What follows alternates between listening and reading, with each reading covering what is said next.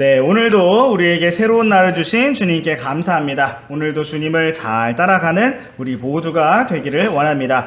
자, 오늘의 말씀은 시편 11편 4절 말씀입니다. 시작. 주께서는 자신의 거룩한 전에 계시며 주의 왕좌는 하늘에 있도다. 그분의 눈은 사람들의 아이들을 바라보시며 그분의 눈꺼풀은 그들을 단련하시는 도다. 아멘.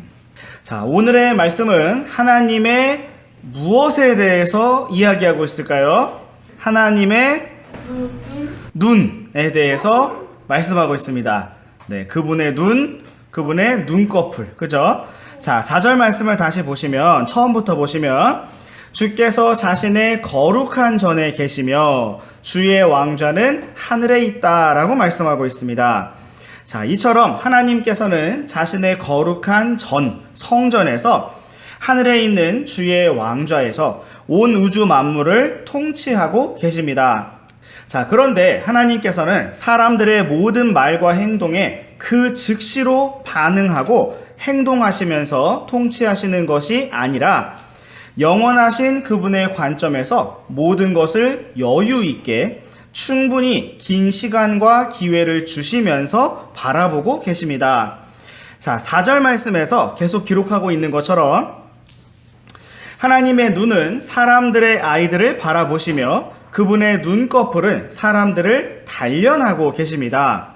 자, 하나님께서는 사람이 한 가지를 잘못하면 즉시 그 한 가지를 심판하시거나 한 가지를 잘하면 즉시 그것을 보상하면서 칭찬하지는 않으십니다.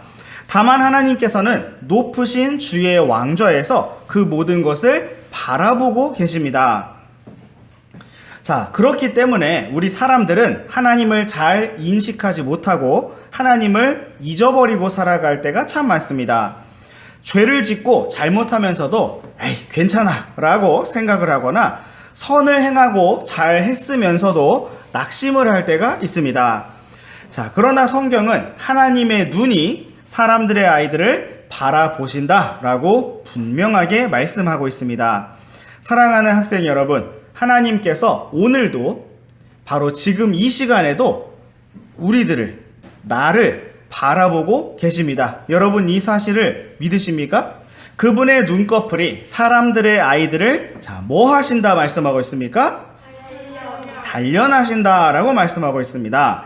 자, 여기에서 단련이라는 단어를 영어로 보시면 무엇이라고 되어 있을까요? 네, try.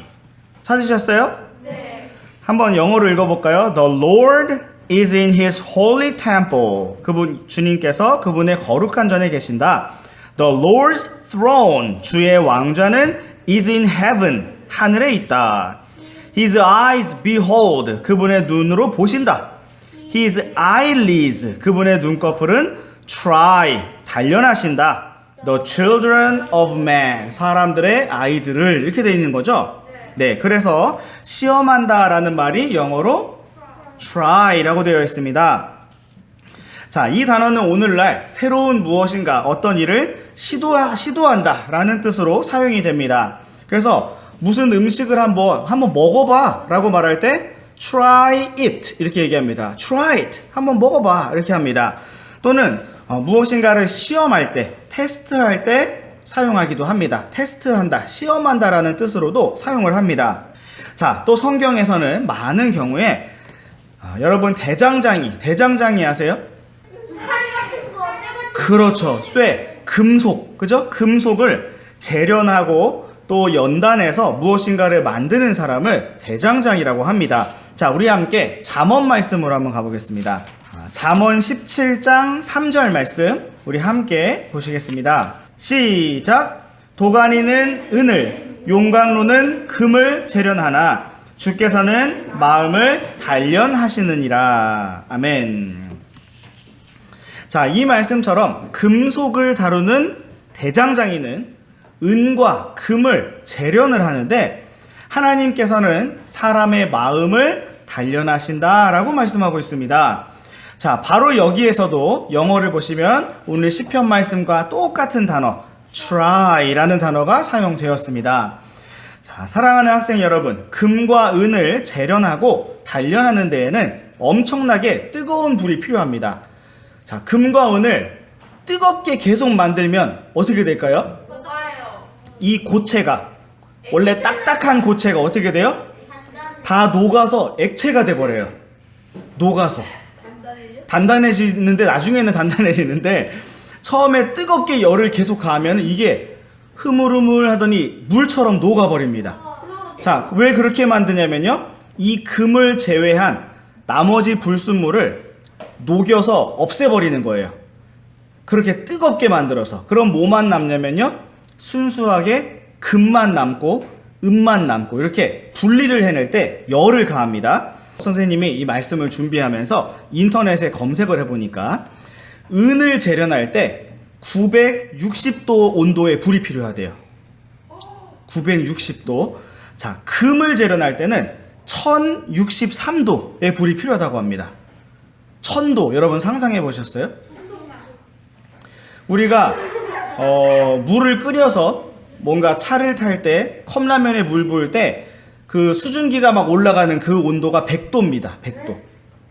자, 근데 금을 재련할 때는 그거의 10배, 1063도가 필요합니다.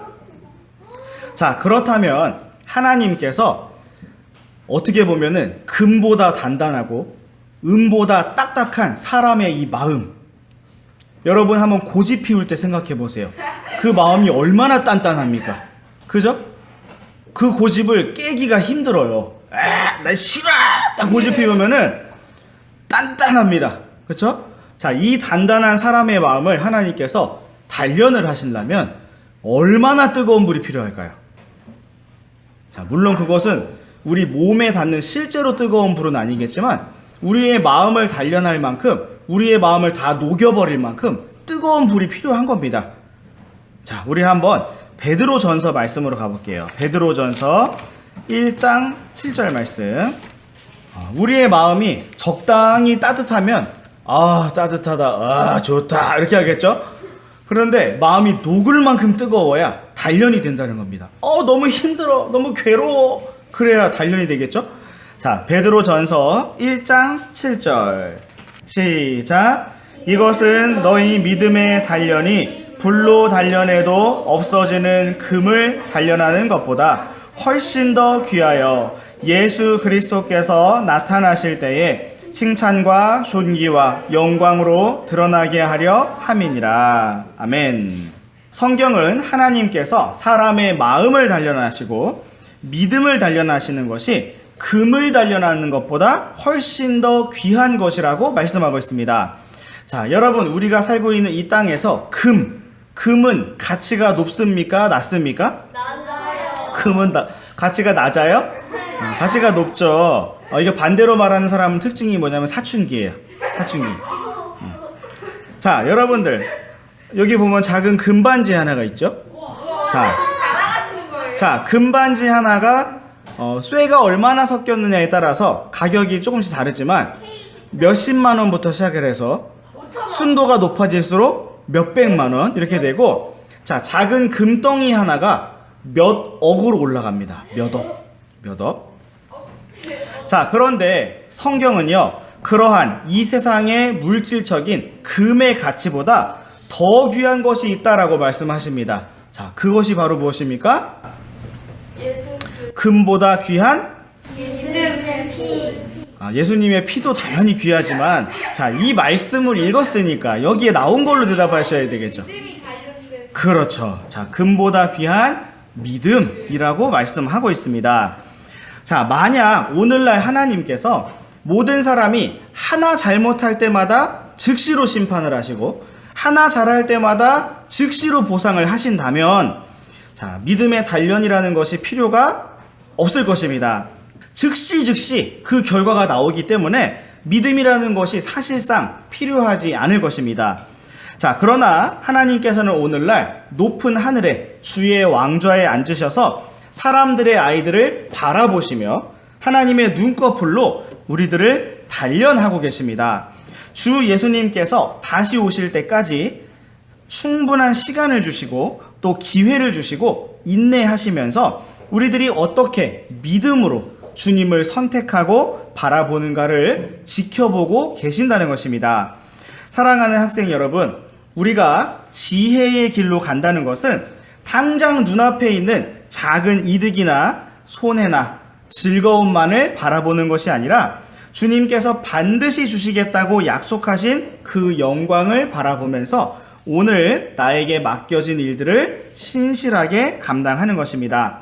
참으로 주님의 시간에 풍성한 열매를 거두고 칭찬과 존귀와 영광을 누리게 되는 우리 모두가 되기를 원합니다.